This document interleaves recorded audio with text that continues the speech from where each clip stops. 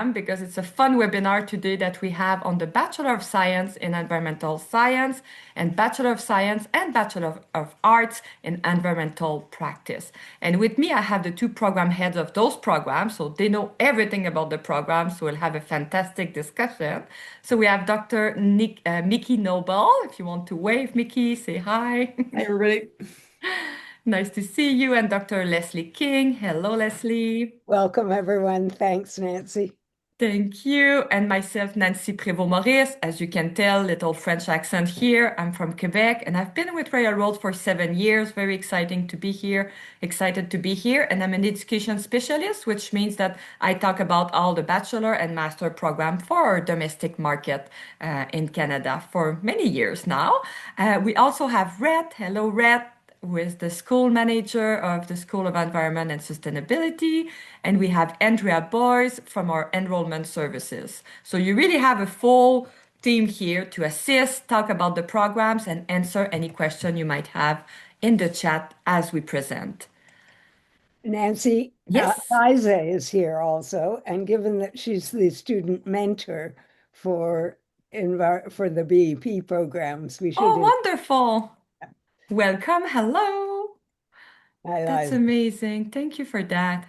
Yeah, it's hard when we present, we see people coming and going, but yeah, so many exciting people in the room. Thank you.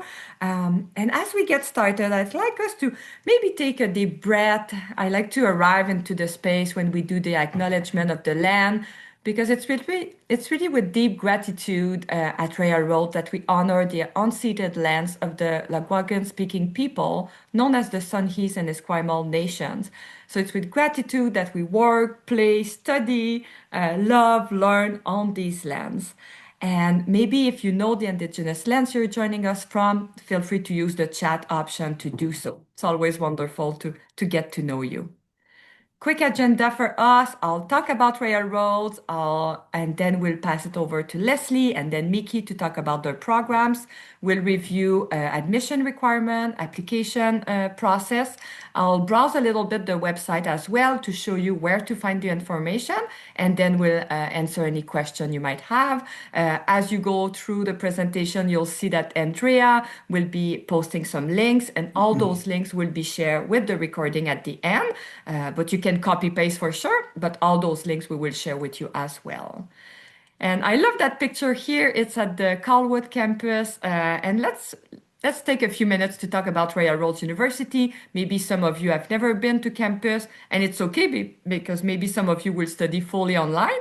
But just to give you an idea of Royal Roads, so we have over 70 programs offered on campus, online, and blended, and I'll tell you the difference in a minute.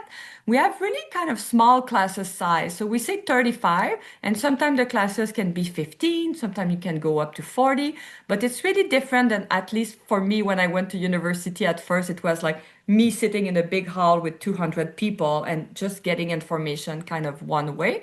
At Royal Roads, that's not what we do. There's a lot of interaction in the classroom, and you really get to know your cohort. We have over 4,000 students enrolled. We have people from alumni, 39,000 from over 92 countries, which is quite exciting. We have a lot of work about zero carbon initiatives and goal and climate action committee. And we are also one of the few Ashoka Changemaker campus. I think we're only 5 institutions in Canada to get that accreditation, which is all about social innovation and collaboration. And of course, the big words here, the slogan, inspiring people with the courage to transform the world. And we had our convocation on campus 2 weeks ago, and I can attest that all the folks I saw there were truly change maker that wants to do good in the world. So I hope that speaks to you today.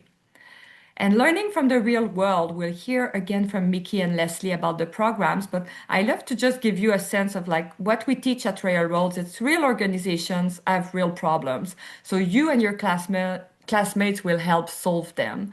You will dive into different work integrated learning for some programs or major project or industry projects. You will broaden your perspective through exchanges and summer programs abroad. That's another option you might have. So it's really kind of diverse, so you can have really the experience that you're looking for. And I'll play this quick video. I think actually when I share, let me see if I share my sound properly. Just need to be here. Share computer sounds. Perfect. Let's see if you can hear the sound. Just a 2-minute video that we did a few years back. I wanted to pursue environmental education because there's an urgent need for change, and with that comes an urgent need for people with the skills and ideas to make that change happen. The faculty at RRU are always willing to talk to you. They're always available for office hours. They genuinely care about the student experience and they want you to succeed. I feel that the job prospects in this field are only going up, so it's just sustainability is at the forefront of everything and times are changing. I'm pretty stoked for what's out there. The Railroads experience is really connected to community and the things that are important in the community. The partnership with ECO lets students really fan out their influence, that really strong combination of content knowledge and the soft skills so that you can make it happen. It's not just about the instructors delivering content, it's about bringing your experience to the table. And so it's a fulfilling way of recognizing if you're pursuing lifelong learning, that the life you've led up to that point contributes to that learning as well. The convenience and flexibility afforded by online learning, both as a student and as a teacher, has been really invaluable. Even though it was an online format, the interaction with other classmates was really, really enriching. The main benefit of the partnership is that Eco-Canada keeps us real. That's what I like to say. Of course, they have their certification for our students, the environmental professional and the environmental professional in training. These are fabulous credentials for our students to have. They work together, they use their networks to really benefit the sector and benefit them in their careers. Many of our students basically want to know how the world works and what their place is in it. They benefit hugely from this, and this really, I think, helps them in the job market.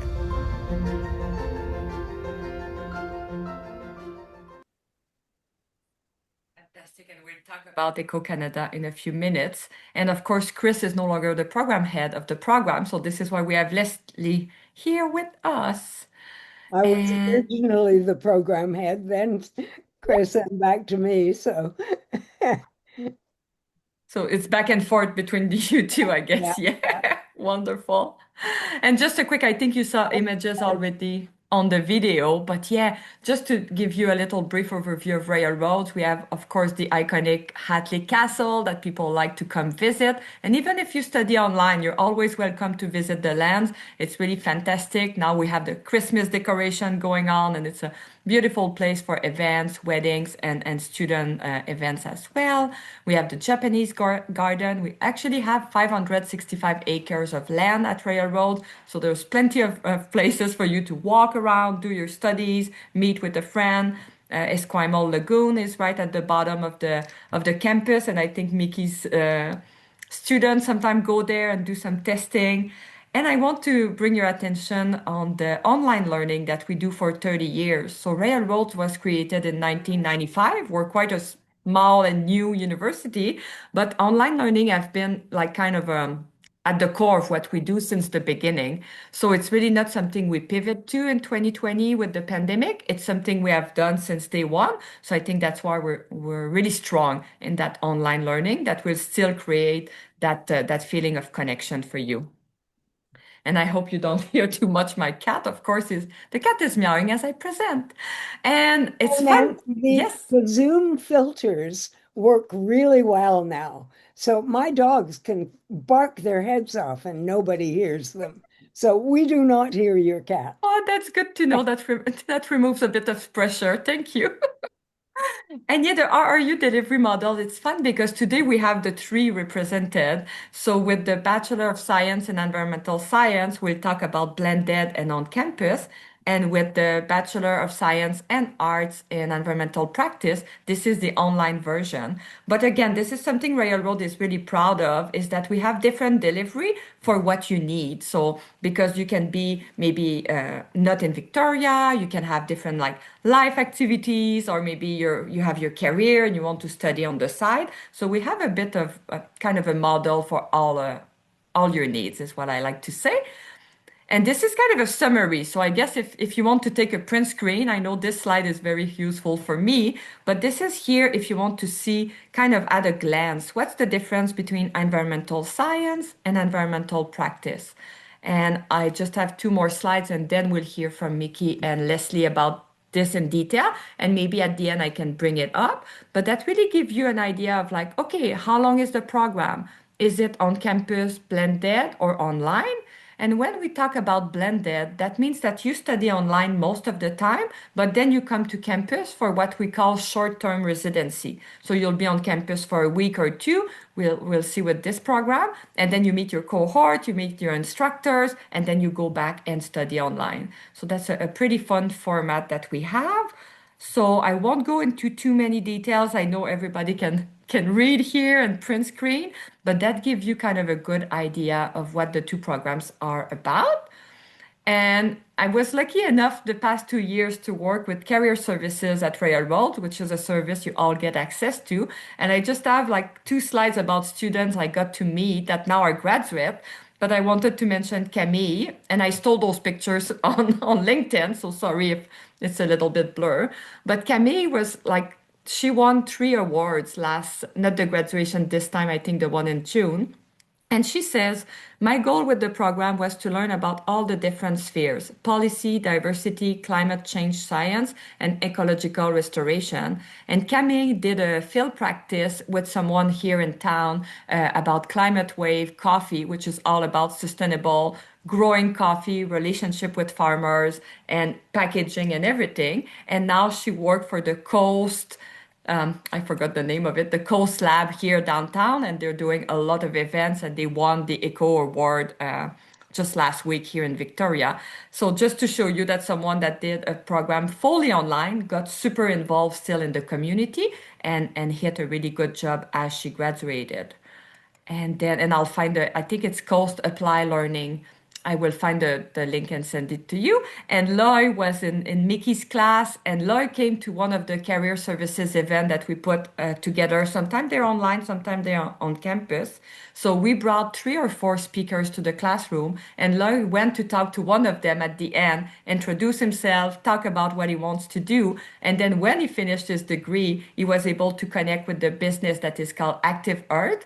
And he say, hey, I'm looking for work. I want to do something with you. And I was told that his resume was put on the top of the pile and he got a job with them. And he came back to campus last year to talk with the students and talk about his experience.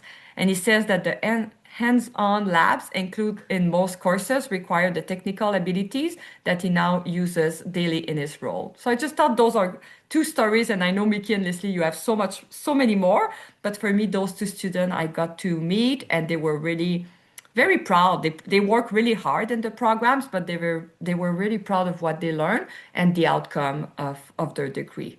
So I think now I'll pass it over to you, Leslie, if you want to walk us through environmental in practice. That's great. Thank you very much, Nancy. The programs that I'm going to talk about are fully online, so you can be anywhere. The programs are designed to be accessible to people who are already working and have obligations, whether they're home, community, work obligations. So these programs are designed for people who need to fit them into their lives. And so I guess the primary characteristic of the environmental practice programs is their flexibility. So students can take as much of the program at any time that they like. They can start off with one course a semester. They can do more courses per semester, especially if you're not working. You can take as many courses up to 4 as you like a semester, and that way you finish the program much earlier. So these are fully online, 60 credit, part-time flexible programs. You can transfer in 15 credits if you have credits from another university, say at the 3rd or 4th year level. You can transfer those credits into this program. many of the people in BEP take courses from other universities, and some of those are designated on our approved list. But if they're not on our approved list, all you have to do is ask me, and I will approve you taking that course, as long as you make a good case for it.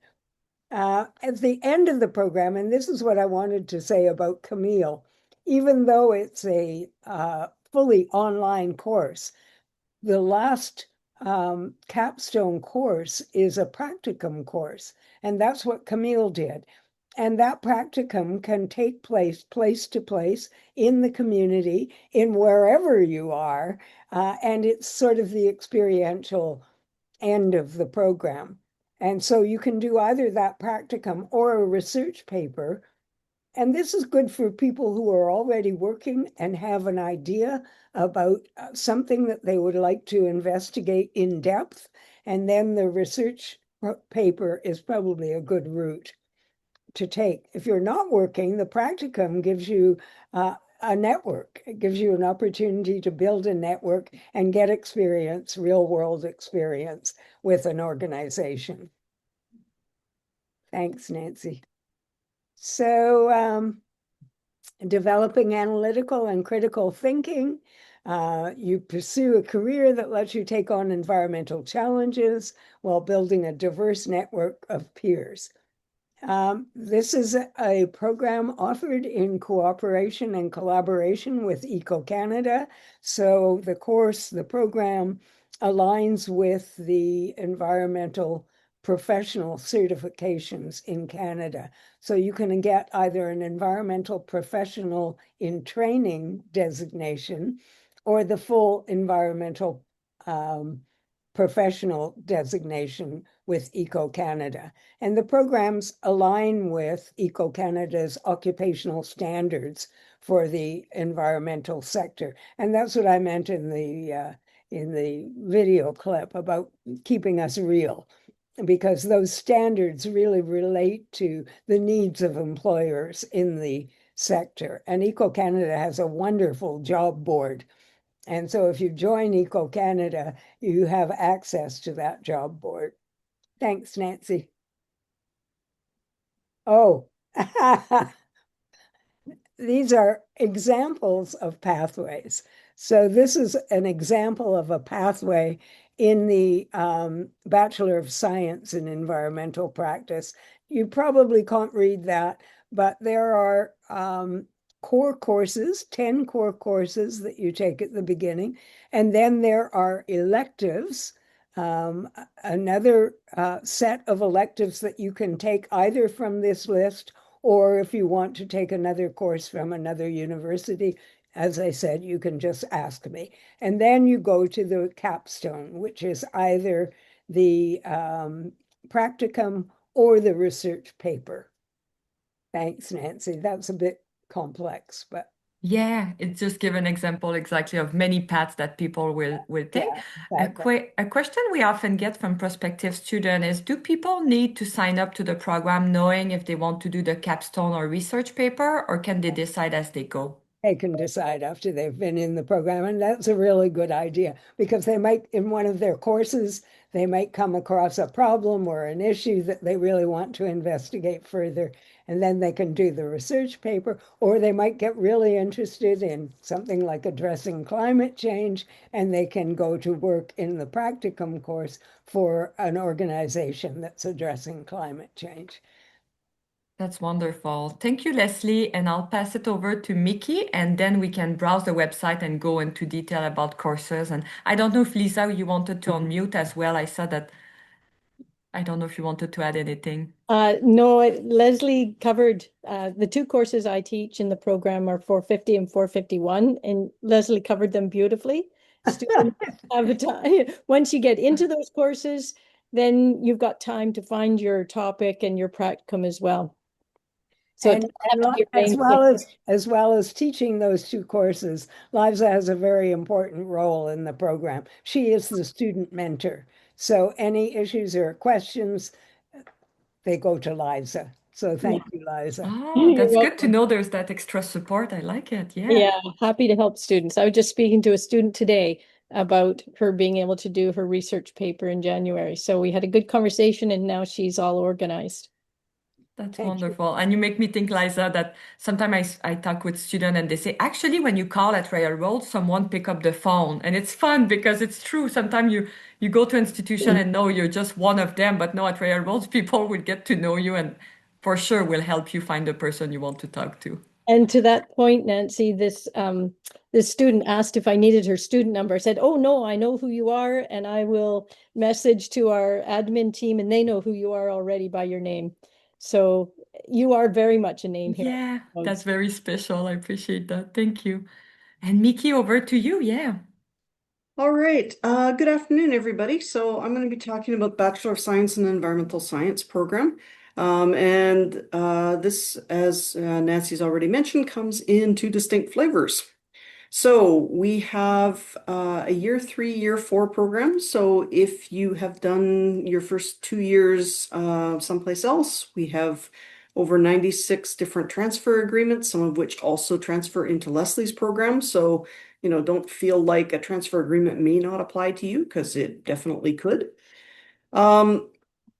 So you can take your program in, as I said, one of two flavors. Either you can join us for the year in Victoria, and we will run you all over campus, and you'll be taking samples and all kinds of things like that. Alternatively, if you have the house, the spouse, and the kids, and picking up and coming to Victoria for a year is not an option for you, you can do year three and year four online and just come to campus for 3-week residencies. Now, before anybody sort of says, well, that doesn't sound all that different from Leslie's, it kind of is, because in those 3-week residencies, you're going to be doing lab work and field work and accumulating those lab and field schools. Leslie's program is really designed more for folks that they don't really need that. They're trying to build on things that they've already got and go sort of more that policy kind of direction. Next slide, please. Yeah, thank you. And Mickie, remind me, do people who do the on-campus and blended, do they meet during those residencies? Yeah, they do. So there's usually an opportunity for the two groups to do some things together while they are on campus, and many times they are sharing instructors, either not just in that point. So for instance, the ecotoxicology course that I teach, the blended group is about 9 weeks ahead in starting the program. So they get to complain to the on-campus group that hasn't had the course start for another week that, I'm going to be really, really mean and make them do lots of work. So that's always a good thing. Okay, so this is very much an integrated and interdisciplinary program. We're meant to make you employable scientists. So you're going to get a very, very long, well-rounded science background, but we're also going to teach you about collaboration and social science things and how to kind of think outside the box and talk to people that are accountants and policy people and planners and all of those other things, because science really doesn't happen in a vacuum. And so many of those things now involve teamwork and collaboration. So we're going to help you along the way to start to develop those skills. So as you can see, a wide variety of natural sciences. You're also going to take sustainable development. You're also going to take economics, law, land use, environmental planning. You're going to learn about statistics. You're going to learn about different styles of communications and how we put those out there. Our exciting capstone is our major project. This is a 10-month team-based consulting project that you will undertake with other members of your team if you're taking the on-campus program. Unfortunately, we don't have a similar option for the blended group, but they tend to be looking for some, at that point in the program, some policy and business kind of courses. So we've got a course in each of those for them towards the end of their program in order to balance that off. Comprehensives are a course that is basically a problem-based learning course. So you'll be drawing on the concepts that you have learned throughout the program to apply to an open-ended imaginary community that has its own set of difficulties and problems that you'll be proposing solutions for. So both programs, very strong integration between science and social science, and again, meant to give you those employment skills. Just like Leslie's program, we are also a certified program through Eco Canada. And so you have access to all of the good benefits of that, like Eco Canada's job board and mentoring programs and wage matching programs and other things like that that can really help you get a bit of a leg up. I think that's Wonderful. back to Yeah. you. Thank you, Mickey. And just coming back to the major project, I recall going to the presentation. What kind of project did they do? Was there something with the Compost Education Center? Yeah, sponsors that I have for this September, and they do vary from year to year. We have the Compost Education System, the Bilston Watershed NGO.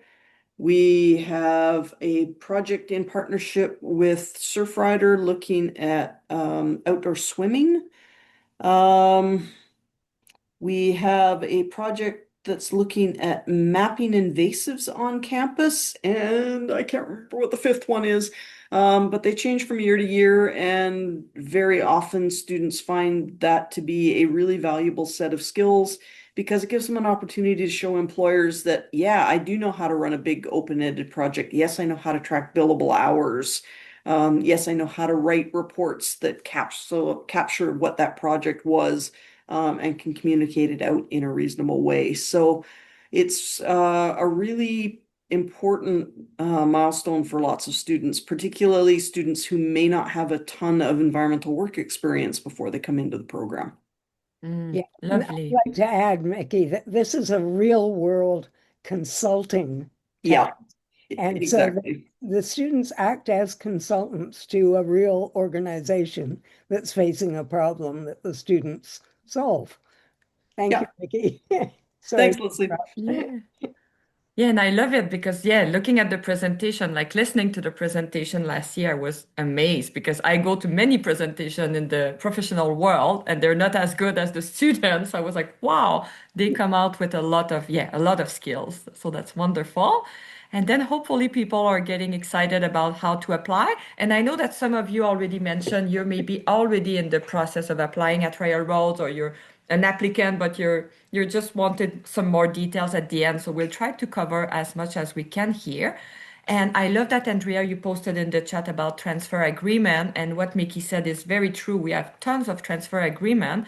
And what we like at Railroads is that we have done kind of that admin work in advance. So coming from many of the colleges in Canada, we have done the work almost at looking the courses you're taking and making sure that it's a good fit for us.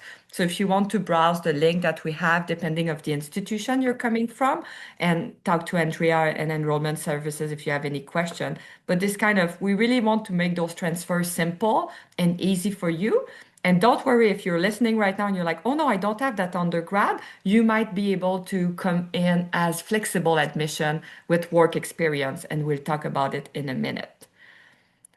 So this is good here. And yeah, I think what I'll do now is just show you through the website. Um, Here we go. I will just remove my presentation because I found that sometimes I tell you go on the website and then people are like, yeah, I wish, but I don't know where to look for the information. So let's say we go under program, you will go under graduate studies. And I'll just show you. So we'll go here. We're for degree completion, year 3 and 4. So we will go here. And then you can, so let's click on this one here. Let's see the Bachelor of Arts in Environmental Practice. You click on the link, or you can click on Science if you'd like. And then you'll get the beautiful description of the program, what it is about, kind of the duration, the upcoming offering. We'll talk about it in a few minutes too, but this is where, sorry, you get all the upcoming dates, when you need to apply, and don't wait about the application deadline. Even if you're already interested, let's say for May 2026, you can already apply now because we do rolling admission at Railroads. You see the entry point for this one would be third year, as we discussed, because you already have year one and two. You can click here to get the PDF of the program schedule and even the payment schedule. And what I like to show To here, interrupt yeah, Nancy briefly, yeah. rolling admission means that we'll evaluate your application package as soon as we get it. We don't wait for a certain date and then look at all of the applications together. So it's definitely worth applying in advance and getting that admission right away. That is so true. Yeah, I heard that some institution they wait at the application deadline and then they analyze or review everyone, but that's exactly it. You can know, let's say in a month from now that you're already accepted for May or September, so then you can plan ahead. Yeah, thank you for that. And here you I'd get of also like to reinforce what you said about the deadline. Many yes. people look at that deadline and they say, oh, I can't apply. But you can and you should. And then you can say, for instance, that you'd like to go in January, even though the deadline has long passed.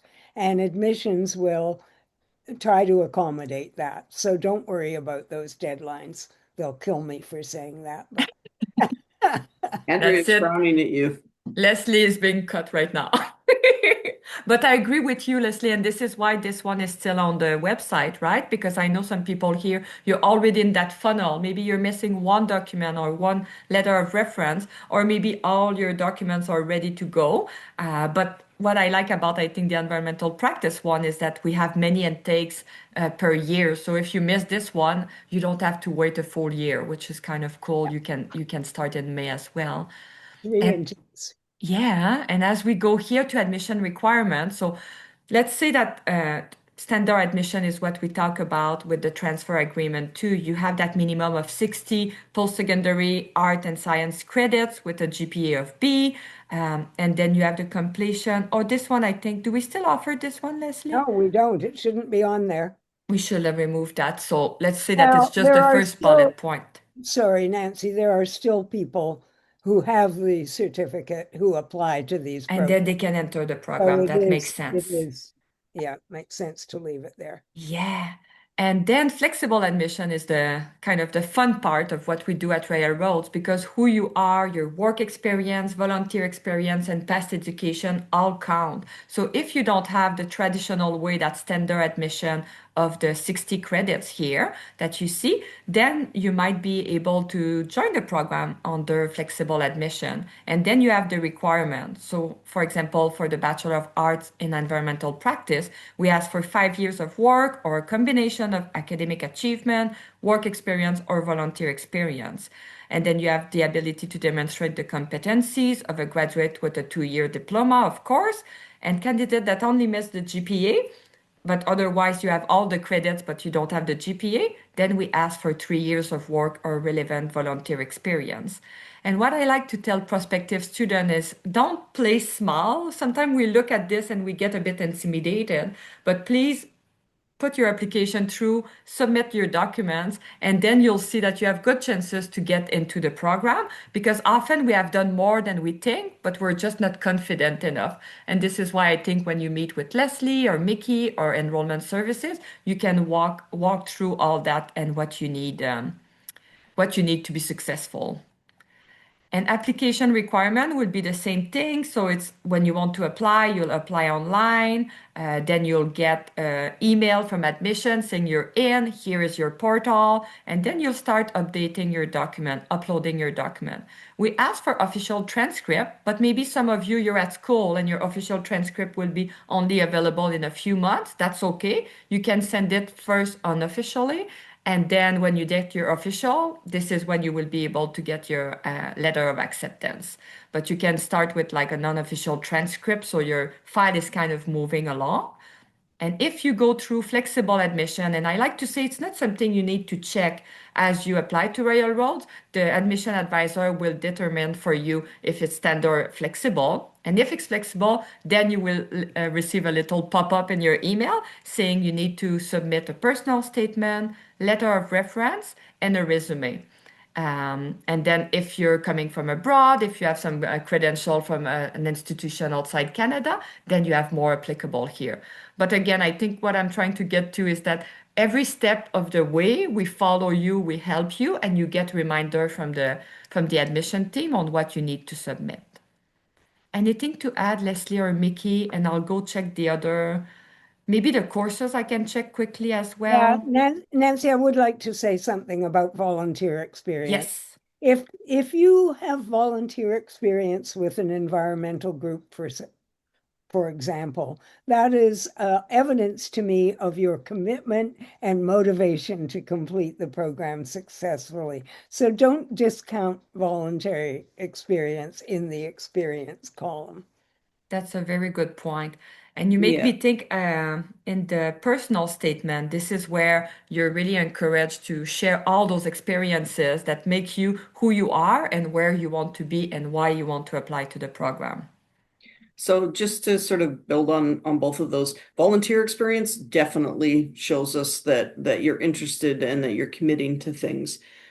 If you serve or have served in the Canadian Armed Forces, attach your training record to the things that you are submitting, because often those have relevant experiences that we can take into account.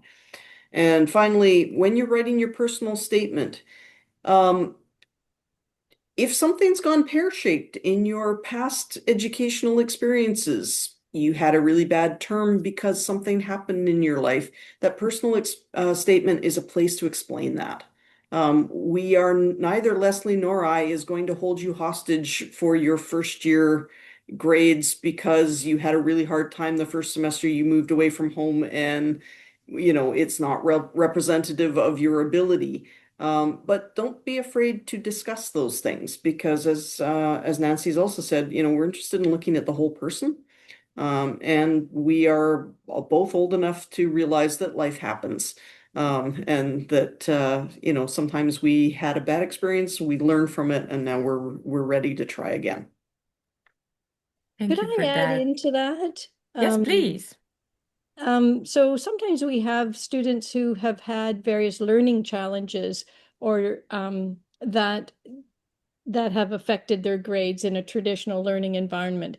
And so if, for example, a student has had ADHD or dyslexia or something like that, it's not a shame in any way to put that into your personal statement, because as Mickey said, it gives us a very well-rounded understanding of how those experiences may have affected grades in the past. And they don't hold you back at Royal Roads. We have a wonderful accessibility services that really, between accessibility service and the instructors, we really support students in all their diverse learning needs. Thank you, Lisa. That's amazing. Yeah. And Mickey, I don't know if you want to talk just about the prerequisite for your program here. Yeah, we can a bit. Okay, so generally, although we do flexible admission, we are also looking for these bits and pieces. And this is just to make sure that you're going to be successful in the lab and field courses once you're admitted. So, yeah, 2 courses in chemistry with a lab. Biology, I know, comes in lots of different flavors, everything from big plants and big animal taxonomy all the way to microbiology. So we're looking for 2 courses in that diverse field. 6 credits in math or physics, which can include 1 course in statistics. So lots of options there. And writing or communications doesn't have to be English, could be writing, could be a social science course that tends to come equipped with a term paper. So there's lots of different ways those things will get recognized as we are assessing your file. And we work lots with Andrea and the other folks in enrollment to try and see your application in the best possible light. We're looking for reasons to admit you, not reasons to deny you. So, if you are looking at that and going, okay, so I only have 1 course in biology, I know I'm going to have to take one before I get admitted, apply to the program. I'm going to say you'll get a conditional admission, conditional on picking up that 1 course in biology. And then before you sign up for a course in biology, you can send me the course name and the institution, and I can pre-approve it for you so that you know it'll meet your condition and you haven't spent money on a course that won't meet your needs. So again, we're really looking to help and guide through that process rather than leaving you to work it out on your own. Wonderful. That thumbs up, I think, just to me on Zoom, but I'm sharing the thumbs up to everyone. I think, thank you. Some people are messaging me directly. That's perfect. And this is, again, just a summary of how to apply to Railroad. So you'll submit your online application with a fee of $139.43, and then the supporting documents. And as I mentioned, if you will go through flexible admission, then you would be required to add those documents. It might be one letter of reference. I have to check that. I think I just saw that on the website. I might need to update my slides. And here, the upcoming intake. So for environmental practice, as we mentioned, it's almost like the program is always starting and ending. So that's wonderful. Next intake being January, and then May and September. And then for environmental science, we have the April one. If I'm correct, the April will be blended, and then the April would be September is blended. on campus, huh? Yep. Amazing. And again, you're all welcome to take a print screen of this or go on the website for more detail. And as we started talking already about the services available to you, we know that going back to school or continuing school, your education can be a big step. So feel free to explore at that link here, the financial aid and awards. And sometimes think a bit outside the box because depending of which province you're from, you might have even in your community some loans, some grants available, and we have a list as well as a lot of resources at Railroads, and you can always filter. So again, on the website, depending of the program, if you are, for example, a woman or single mom or things like that, you can click and then you'll see all the awards available for you. And enrollment services, we can thank them enough because they do a lot of one-on-one with you. So you can message them and learn that more at railroads.ca and have an appointment by phone, Zoom, or if you live in Victoria, you can meet them in person as well. And they are wonderful, kind people. They are, yeah, we really want people to succeed. We really want to talk it through with you where you want to be in your career. So we're all here to help. So I guess I will stop sharing if anyone has any questions or read Super School Manager. If we forgot something, you can jump in. And if not, I'll stop the recording because I know sometimes people like to ask questions offline. But let's see. Or did we miss any question in the chat? Thank you for all the links. Andrea's being very busy. Andrea's got fast fingers. Yeah, A lot of exactly. engagement there, yeah. Any questions? How often can you apply for the bursaries? Generally, that's quarterly. There's a call each quarter for bursaries that you can apply for. Most often, the application is only a one-page letter, so it is worth applying for those things. As you know, apply frequently, apply often, because if you can get somebody else to pay for your education, it often helps out an awful lot. They often go begging. Yeah. And if you prefer to unmute, just let me know and I'll unmute you. Yeah, just looking at the. So can people give us an idea of which of these programs they might be interested in? And then we'll expect Oh, to, yeah, we can use the chat. Yeah. yeah, you don't have to. I wish I had a poll. Sometimes I do a poll. Yeah, we could have done that. I know on the registration list, we have over almost 30 people register. And yeah, it was almost half and half. Ah, okay, good. Yeah. Yeah, we're Environmental always going to talk, science. and environmental science, Meredith, well done. And we Oh, have, someone has been accepted in the program. oh, Yay. good, excellent.